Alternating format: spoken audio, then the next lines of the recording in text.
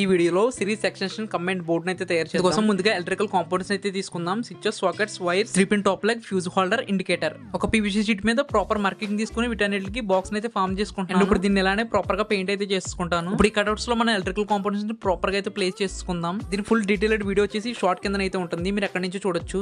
ఇప్పుడు ఒక 1 square wire తీసుకుని న్యూట్రల్స్ అన్నిటికి అయితే కనెక్ట్ చేసుకుంటున్నాను. ఇండికేటర్ కూడా.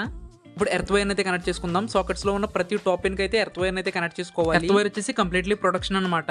ఇప్పుడు ఒక రెడ్ వైర్ తీసుకుని ఫేస్ అయితే కనెక్ట్ చేసుకుందాం. అక్కడ ఫేస్ వచ్చేసి ఫ్యూజ్ హోల్డర్ కి, ఇండికేటర్ కి, స్విచ్ కి అయితే కనెక్ట్ చేశాను. స్విచ్ దగ్గర నుంచి డైరెక్ట్ బల్బ్ హోల్డర్ కి, అక్కడ నుంచి సాకెట్ లాగా అయితే ఇక్కడ కంప్లీట్లీ హోల్డర్ వచ్చేసి సిరీస్ లో పెడతాం అనమాట. మన మెయిన్ సిరీస్ టెస్టింగ్ కి. వీడియో నచ్చితే ఖచ్చితంగా ఒక లైక్ అయితే చేసి సబ్స్క్రైబ్ అయితే చేయండి. ఇక్కడతో మనకి సిరీస్ కనెక్షన్ అయితే కంప్లీట్ అయిపోయింది. ఇప్పుడైతే ప్యారలల్ ఎక్స్టెన్షన్ అయితే రెడ్ వైర్ తీసుకుని సాకెట్ లో ఉన్న ప్రతి ఒక్క ఫేస్ లైన్ కి అయితే కనెక్ట్ చేసేయడమే. అక్కడ నుంచి స్విచ్ కి అయితే కనెక్ట్ చేసుకోవాలి. అక్కడ నుంచి డైరెక్ట్ ఫ్యూజ్ కి అండ్ డైరెక్ట్ మెయిన్స్ అయితే కనెక్ట్ చేసేస్తున్నాను. మీరు చూడొచ్చు. ఇంకా వీడియో నచ్చితే లైక్ చేయండి. మన ఛానల్ ఇప్పుడైతే సబ్స్క్రైబ్ చేసుకోండి.